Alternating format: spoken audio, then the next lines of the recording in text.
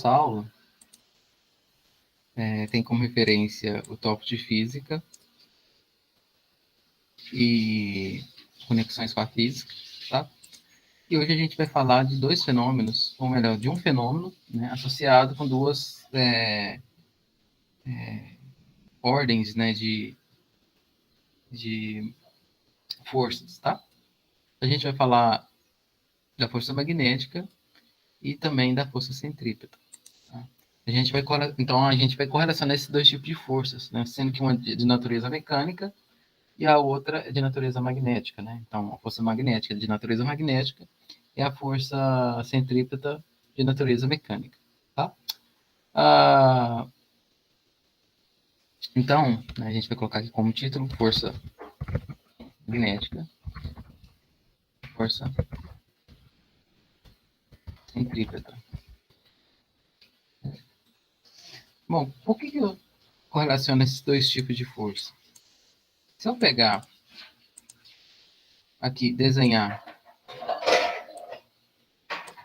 e desenhar aqui uma carga. Vou pegar uma carga negativa com uma velocidade. Uma carga negativa, tá? E se eu aplicar um campo magnético aqui na região do espaço entrando, a gente vai ter uma força atuando, né? Então a gente obedece a regra da mão direita. O polegar indica a velocidade e os demais dedos o campo magnético. Então você orienta o polegar para a velocidade e os demais dedos, né, para o campo magnético. Você vai notar uma força saindo para cima na palma da mão, né? Então teria uma força para cima. Só que como é uma carga negativa, eu inverto a direção dessa força, o sentido dessa força, né? Eu coloco essa força para baixo.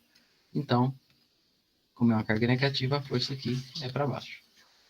Bom, qual que é o papel dessa força aqui para baixo? Ela vai alterar o estado de movimento dessa carga. Ou seja, ela vai mudar a direção, ou melhor, a direção e o sentido de propagação dessa carga, né? Ou seja, ela vai assumir outra posição que não em linha reta, né? Então ela vai, por exemplo, descer um pouquinho mais aqui, ó.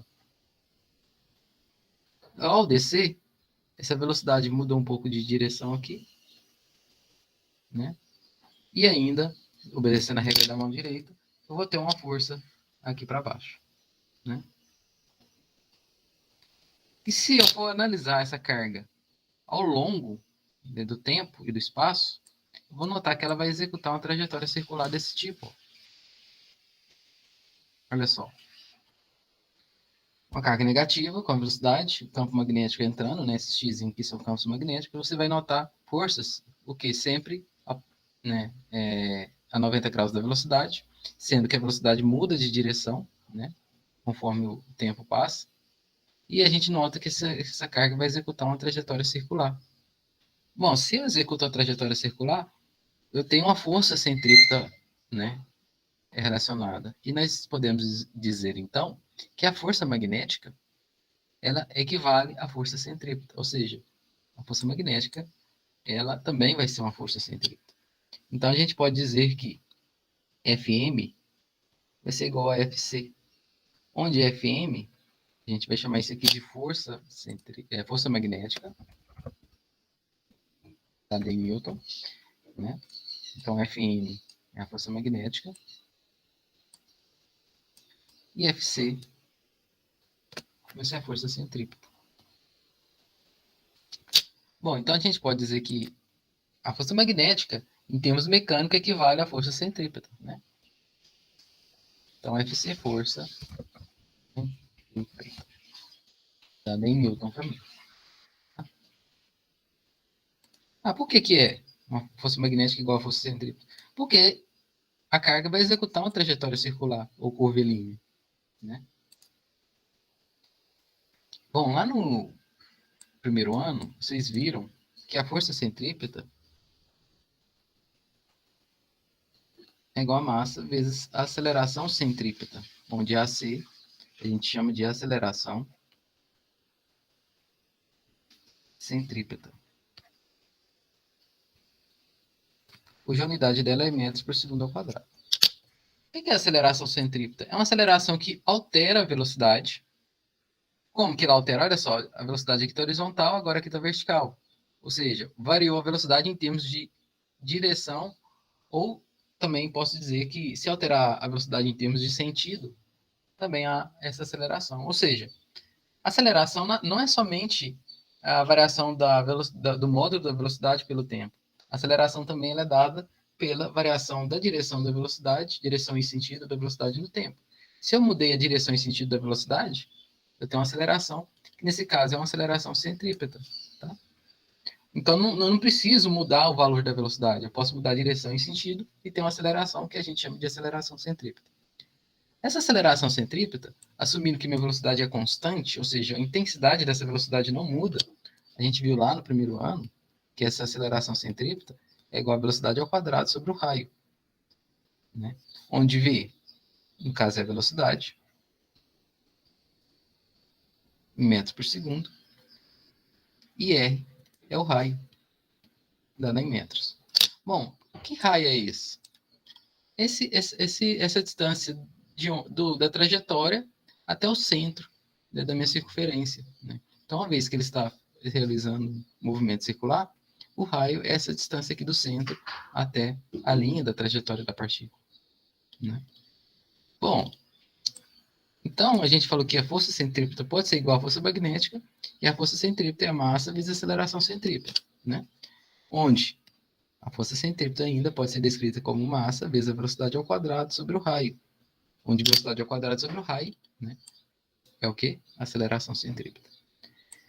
A gente viu na aula passada, ou em aulas passadas, que a força magnética é dada pela carga vezes a velocidade vezes o campo magnético vezes o seno do ângulo entre o campo magnético e a velocidade, né?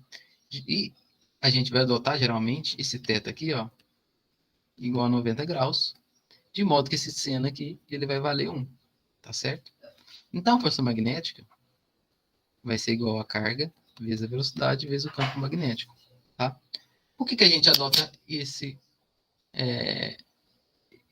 tipo aqui de ângulo? Porque a gente vai adotar sistemas em que a velocidade, direção da velocidade, vai estar 90 graus da direção do campo magnético. Tá? Bom, o termo Q, como vocês sabem, é a carga, né? Dada em Coulomb. O termo V é a velocidade, né? Já está aqui descrito. E o termo B é o campo magnético, cuja unidade dele é Tesla. Então, se eu posso igualar a força centrípeta com a força magnética, a gente pode fazer a seguinte relação, que é a carga vezes a velocidade vezes o campo magnético, que é a força magnética, né? Pode ser igual que a massa dessa partícula vezes a velocidade ao quadrado dividido pelo raio. Eu corto a velocidade com esse quadrado aqui. Então, o produto entre a carga vezes o campo magnético vai ser igual que a massa vezes a velocidade dividida pelo raio. Eu vou isolar esse termo de raio, tá? Então, eu vou passar ele para cá, multiplicando. Então, a gente vai ter o seguinte, que o raio vezes a carga vezes o campo magnético, isso é igual que a massa vezes a velocidade. Passando esses dois termos para cá dividindo, o raio da trajetória ele vai ser igual que a massa vezes a velocidade dividido pela carga dividido pelo campo magnético. Essa fórmula aqui é uma fórmula que correlaciona aqui o raio de trajetória da partícula com outras grandezas físicas, tais como a massa dessa partícula, a velocidade dessa partícula, a carga e o campo magnético. Ou seja, então o raio vai depender dessas 4 grandezas, né, físicas aqui. Bom, qual que é a importância de estudar, né, esse sistema? Né? A gente vai ver agora há pouco. Então, pessoal, qual que é a ideia? Por exemplo, eu tenho um sistema físico que chama espectrômetro de massa. Tá? Ele é um equipamento específico, né, para partículas, né? E, por exemplo, você pode ter um sistema, né, com partículas, né, e você pode ionizar essas partículas, né, ou seja, retirar ou fornecer cargas, né. Essas partículas, elas têm massa, ela vai entrar numa região com uma certa velocidade, e nessa região tem um campo magnético, e então essas partículas vão executar uma trajetória circular aqui dentro dessa região, né. Então, se essa partícula tem carga, tem massa, tem velocidade e está sob um campo magnético, elas vão executar trajetórias circulares e, dependendo da massa, cada uma vai executar uma trajetória com um raio. Então, dá para você, por exemplo, determinar, vamos supor, você tem um fertilizante, sei lá, né?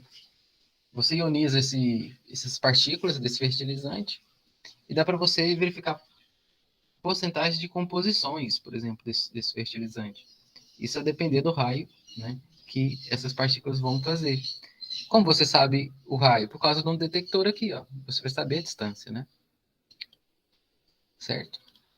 Uma outra forma de aplicação seria, por exemplo, também ionizar partículas e aplicar uma velocidade sobre elas. Elas vão entrar na região de um campo magnético e também de um campo elétrico. Se essas partículas estão carregadas positivo, olha só, ela vai querer, ao entrar aqui na região do campo elétrico, as partículas positivas vão querer descer. Só que se você olhar a regra da mão direita, pela força magnética, se é uma partícula positiva, com velocidade para a direita, então o polegar virado para a direita, o campo entrando, você vai ter uma força para cima. Olha só, então força magnética para cima, força elétrica para baixo. O que acontece? Se elas têm a mesma intensidade, essa partícula passa, né, toda. Se a intensidade da força for diferente, elas podem descer, tá? Bom, por que eu sei se ela pode descer? Porque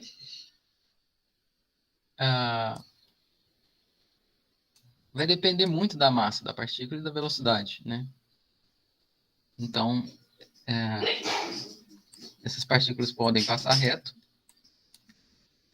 Descer não, pode subir no caso, né? Elas podem passar reto, ou ela pode subir, ou ela pode descer também, não tem problema. Por quê? Porque se a força magnética for maior ou menor, né, aqui, as partículas podem descer ou subir, né? Isso vai depender da carga que ela assumir aqui, né? Então, esse sistema funciona como um seletor também, né? Passa somente partículas carregadas com a carga em uma certa velocidade, né? Se a carga for menor ou maior demais, essa partícula não passa nesse seletor, né? Então, são outra tecnologia aqui, né? É outra tecnologia. Só para decorar essa fórmula, eu gosto da seguinte frase: Raimundo me vê um quibe, tá? R igual a mv sobre QB, tá? Então, é uma forma de vocês lembrarem dessa fórmula aí. Tá? Então, isso aqui são duas aplicações, né? E aqui toda, né, a equação que a gente precisa para trabalhar com esse problema, tá certo? Olha só, vamos fazer 4 exemplos, né, para a gente poder verificar a aplicação disso tudo. Então, note aqui, ó.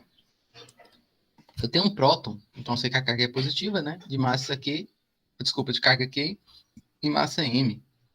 Penetra na região do espaço onde existe um campo magnético B uniforme constante. Então tem, ó, campo magnético, uma partícula com velocidade, né, então vai ter uma força. Determina o módulo de B para que a carga lançada com a velocidade V, de módulo de 1 vezes 10 a sexta metros por segundo, descreva a trajetória circular indicada. Olha só, então vai fazer essa trajetória aqui, tá?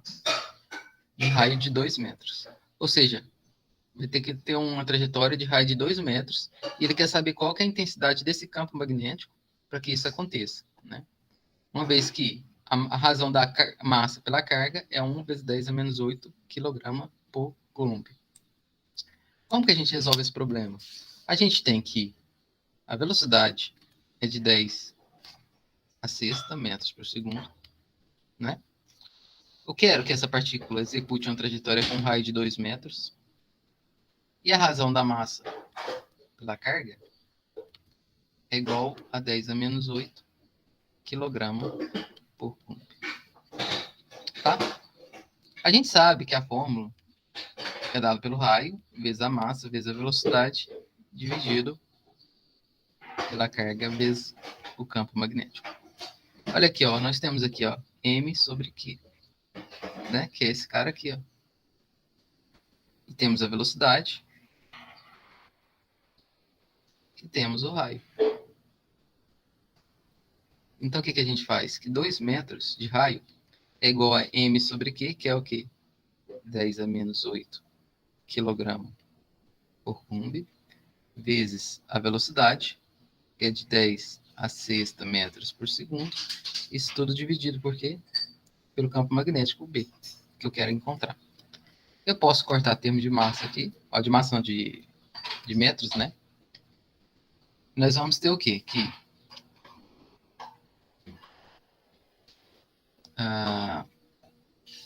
e eu vou passar ó, esse B para cá, multiplicando. Então vai ser 2B é igual a quê? 10 a menos 8 vezes 10 na sexta, quilograma por coulomb vezes segundos. Por que é quilograma por coulomb vezes segundos? É quilograma vezes o inverso de segundo, né? Porque eu cortei um metro aqui, ó. O inverso de segundo é 1 sobre segundo. Então vai ficar quilograma por segundo por coulomb, né? 10 a menos 8 vezes 10 a sexta dá 10 a menos 2. Então 2B é igual a 10 a menos 2. Quilograma por coulomb por segundo, né? A gente vai dizer que isso aqui é o Tesla. Porque o campo magnético é dado em Tesla, né?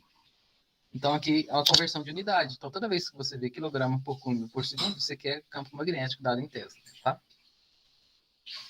Bom, então vai ser 10 a menos 2 Tesla é igual a 2B. Eu vou passar esse 2 dividindo, então meu B é igual a meio vezes 10 a menos 2 Tesla.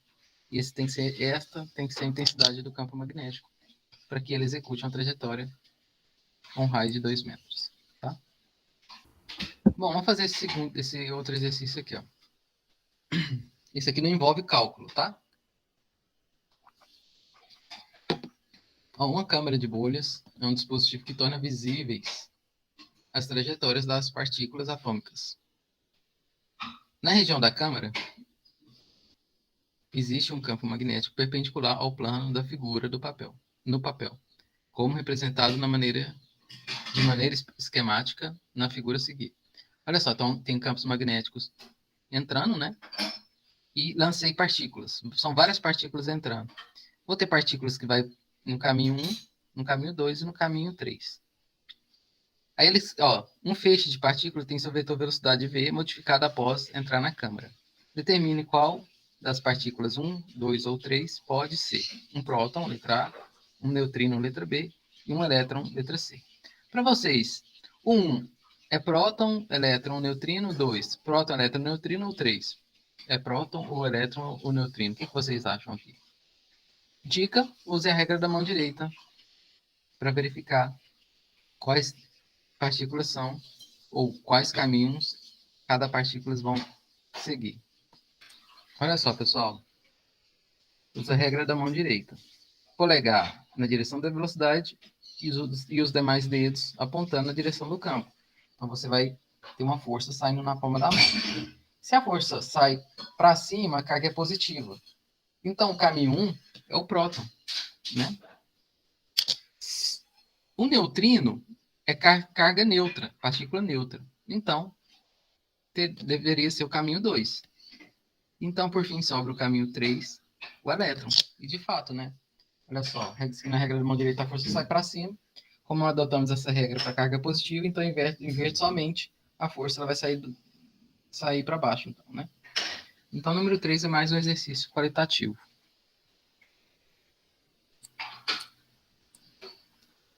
Agora, vamos fazer esse exercício aqui, ó.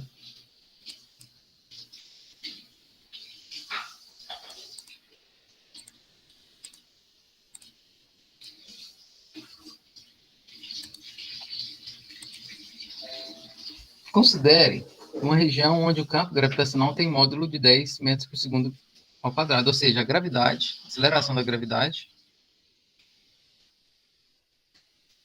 G, né, é igual a 10 metros por segundo ao quadrado. Um elétron move nessa região, que tem esse campo magnético, com velocidade de 2 vezes 10 a terceira metros por segundo. E penetra um campo magnético B de 2 Tesla. É como se eu tivesse aqui, ó, um campo magnético B, um elétron com a velocidade aqui num campo magnético, né? E a gente viu que a força vai ser para baixo. Certo? Podemos colocar o campo entrando? Ou melhor, saindo? Pode também. Vamos colocar o campo assim, ó. Não tem problema. Aí, isso daí eu inverto a força, né? Então a força... Olha só, regra da mão direita. Velocidade polegar, campo magnético, a força está para baixo. Só que como é um elétron, inverto a direção da força, então para cima, tá? Porque é um elétron, né? Vamos colocar aqui uma carguinha negativa, né? Ah, bom,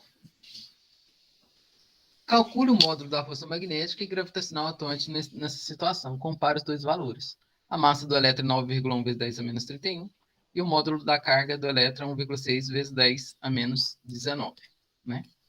Bom, se eu calcular a força peso desse elétron, que a gente sabe que a força peso é para baixo aqui, a força peso é a massa vezes a gravidade. Se eu calcular, isso vai ser o quê? 9,1 vezes 10 a menos 31 vezes a gravidade, que é 10. Isso vai me dar uma força de 9,1 vezes 10 a menos 30 newton. Agora, se eu quiser calcular a força magnética, é a carga vezes a velocidade vezes o campo magnético, vezes o seno do ângulo da velocidade entre a velocidade e o campo magnético, que dá 90 graus, seno de 91, né? A gente vai ter o quê? O módulo da carga é módulo de menos 1,6, né? Vezes 10 a menos 19, vezes a velocidade, que é de 2, vezes 10 a terceira, vezes o campo magnético, que é de 2 Tesla. Fazendo essa continha, a gente vai ver que vai dar 6,4 vezes 10, 10 a menos 19 vezes 10 a terceira, vai dar 10 a menos 16 newton. O que a gente está comparando? Que a força gravitacional ela é muito menor do que a força magnética, olha só. É de 10 a menos 30, né? E a força magnética é de 10 a menos 16 newton, a ordem de grandeza. Então, nesse exercício 28, a gente pode dizer o quê? Que o campo gravitacional não influencia praticamente nada, né, no movimento de um elétron acelerado imerso a um campo gravitacional, que no caso, né, no planeta Terra. Né? Então, praticamente, a gente despreza a força, peso desse elétron, né? Porque a ordem de grandeza é muito diferente. Tá certo? Esse exercício é só para fazer essa comparação, né? Então, esse elétron aqui, ó, ele vai para cima, né? Porque a força-peso é muito pequena para que ele possa ir para baixo, né? Pessoal, a gente vai fazer o último exercício aqui, que é o seguinte. Esse aqui, ó.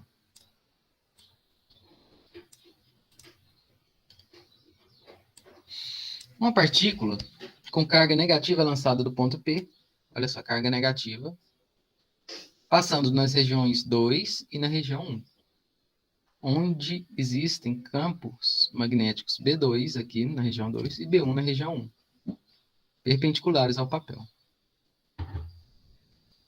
Supondo que as únicas forças atuantes nas partículas sejam devidas aos campos B1 e B2, letra A, quais os sentidos de B1 e B2, entrando ou saindo do papel? Bom, para a gente verificar essa direção do campo e sentido, o que a gente tem que fazer? Usar a regra da mão direita. A gente sabe que é uma carga negativa indo para a direita. Então, o polegar, a gente adota ele apontando para a direita. E se eu falar que o campo está entrando, a força vai estar para cima, né? Saindo na palma da mão. Vocês vão notar isso.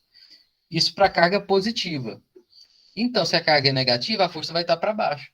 O que faz com que a partícula entre e tenha uma força aqui, ó, na iminência de entrar, uma força aqui para baixo, ó. Aí ela muda de direção, certo? Na regra da mão direita deu a força para cima, mas como é uma carga negativa, a força tem que estar para baixo, né? Então, nessa região 2 aqui, ó, o campo vai estar entrando. E agora a gente analisa na região 1. Quando ele entra aqui, ó, a velocidade está para a esquerda. Se eu colocar o campo entrando, a força vai estar para baixo, só que é para carga positiva. Então, se a carga é negativa, a força estaria para cima, ele executaria assim. Então, se eu inverter a direção do campo, colocar o campo saindo em 1 e apontando o dedo polegar na direção da velocidade, eu vejo uma força para cima. Só que, como é uma carga negativa, eu inverto essa força para baixo. Então, o campo aqui vai estar saindo. Então, B2, o campo magnético entra e em B1 o campo sai. Então, essa aqui é a letra A está feita. Qual campo é mais intenso, B1 ou B2? Bom, para verificar a intensidade, a gente vai olhar o raio, né? A gente sabe que o raio é igual que a carga vezes a massa. Opa, vezes a velocidade. Opa, tá errado aqui. R é igual a Q vezes V. Não. R é igual a massa vezes a velocidade sobre Q vezes B. Né? Raimundo me deu um quibe. Né? Então, raio é igual a massa vezes a velocidade sobre a carga pelo campo magnético. A massa dessa partícula é constante, a velocidade que ela entra aqui é constante em termos de módulo, né? A carga é constante. O que vai mudar é o campo magnético na região 2 e na região 1. Bom, como o raio... Quando o raio... Vamos pegar essa forma. Quando o raio aumenta... Vou fazer aqui de novo. Ó. R é igual a mv sobre QB. Quando o raio é grande, que é o caso da região 2, esse B aqui tem que diminuir, porque é inversamente proporcional, né? Olha só. Se esse B é pequeno, esse cara aqui é constante, vai ficar grande, né? Toda vez. Então, é uma relação inversamente proporcional. Se B diminui, o raio é grande. Ou seja, o B2 vai ter que ser maior que o B1. Por quê? Porque se o raio é pequeno, o B tem que ser grande. Porque são grandezas inversamente proporcional. O que é uma grandeza inversamente proporcional? Pega y igual a 1 sobre x. Se o x aumenta, o y diminui. Se o x diminui, o y aumenta. Que é esse caso aqui, né? Da nossa fórmula aqui. Então, utilizando essa relação de inversamente proporcional, a gente vê que B1 vai ser maior que B2. Essa aqui é a letra B, né? Aqui no caso, aqui no desenho a gente tem a letra A, né? E por fim, dizer qual é a maior... compare os tempos para as partículas percorrer mn, ou seja, quer saber o tempo de m até n e de s até t, sabendo que a variação do tempo mn é para a região 2 e a variação de tempo para st é a região 1. Olha, o que a gente tem? A gente sabe que em termos de velocidade, a velocidade é constante, né? Mas em termos de velocidade, de módulo de velocidade, ela é constante, né? O que acontece? Para uma trajetória completamente circular, o tamanho desse caminho, ΔS, é igual a 2πr. Ok? Agora, só que aqui no caso eu tenho só metade, né? Da trajetória circular. Então, meu ΔS aqui não vai ser 2πr, mas meu ΔS é igual a 2πr dividido por 2. Ou seja, π vezes r. É o ΔS, que é o comprimento desse semiarco aqui. Que é o mesmo, que seria também a mesma forma para esse semiarco na região 1. Bom, então, a velocidade é igual a quê? ΔS sobre ΔT. Certo? E a gente sabe, então, que a velocidade é igual a que o ΔS, que é o π vezes r, sobre ΔT. Certo? Isolando o ΔT, vai ficar assim, ΔT vezes r, ou melhor, vezes v, é igual a π vezes r, ou seja, ΔT é igual a quê? A π vezes r sobre v. Certo? Bom, na região 2, vamos colocar aqui em 2, o que acontece? O ΔT, vou chamar de ΔT2, que é o Mn, né? Que é igual a ΔT Mn, ele é igual a quê? π vezes R2 sobre V. O que acontece? Olha só. A velocidade em módulo é a mesma, tá? O π é constante, ou seja, esses dois termos aqui são constantes. Então, a variação de tempo ΔTmn é igual a π R2 sobre V. E na região 1, vai ser como? ΔT1 vai ser igual a ΔT ST é igual a π vezes R1 sobre V. Bom, como a gente sabe que R2 é maior que R1, isso implica que ΔT MN vai ser maior que ΔT ST. Porque, ó, se esse cara aqui, ó, se R2 é maior que R1, então R2 for grande, ΔT MN vai ser grande. Se R1 for pequeno, ΔT ST vai ser pequeno. Porque são grandezas diretamente proporcionais. Então, se R2 é maior que R1, ΔT MN é maior do que ΔT ST. Né? Ou seja, na região 2 eu gasto mais tempo e na região 1 menos tempo. Tá certo? Então aqui nós temos o movimento, né, circular. Ou melhor, desculpa. Aqui eu tenho a trajetória circular de uma partícula.